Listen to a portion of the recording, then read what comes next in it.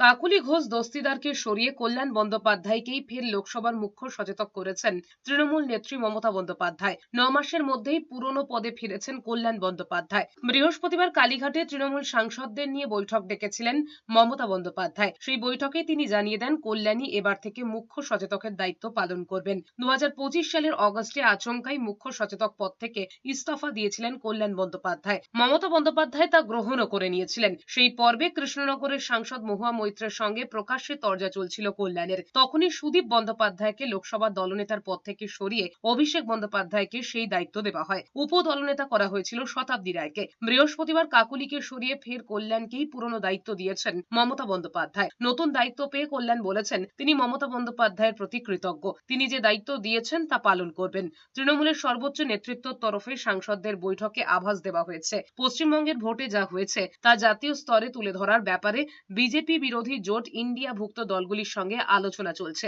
সূত্রের খবর, বৈঠকে অভিষেক বন্দ্যোপাধ্যায় বলেছেন দলের কাছে এমনও খবর আসছে বিভিন্ন জায়গায় সিআরপিএফ এর পোশাক পরে বিজেপির লোকজন তৃণমূল কর্মীদের ওপর হামলা চালাচ্ছে। তিনি এও বলেছেন এই কঠিন সময় ঐক্যবদ্ধভাবে থাকলে দ্রুত এই পরিস্থিতি তৃণমূল পার করতে পারবে। মমতা ব্যানার্জি লড়াই করে গেছে, সারা জীবন লড়াই করেছে, আগামী দিনে লড়াই করবে এবং যারা মেনলি যারা বাইরে আছে, মার খাচ্ছে, যারা বাড়িতে ভাঙচুর হয়েছে তাদেরকে কি করে ফেরানো হবে। আজকে কোর্ট রায়ও দিয়ে দিয়েছে যে পুলিশকে এনশিওর করতে হবে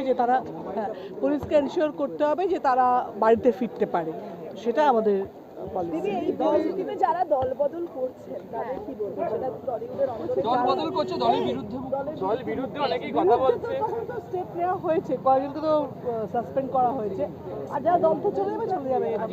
মেসেজ কি রাখলেন, কি বলবেন, মূল বার্তা কি আপনাদের? আমাদের পার্লামেন্টে ভালো করে লড়তে হবে, আমাদের এখানে আমাদের জায়গাগুলোকে দেখতে হবে, যে কর্মীরা অসুবিধাটা তাদেরকে দেখতে হবে। রেড অ্যারেস্ট হচ্ছে, ইন্ডিয়া অ্যালায়েন্সের সবাই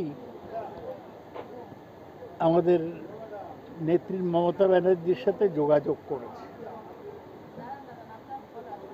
আমাদের বিশ্বাস যে দেশের লোকও প্রোটেস্ট চায়, আমরা প্রোটেস্ট করবো এই ভোট লুটের বিরুদ্ধে। এখন এইসব নিয়ে আমি কিছু বলতে পারবো না, কারণ আমি রাজনীতিতে খুব নতুন।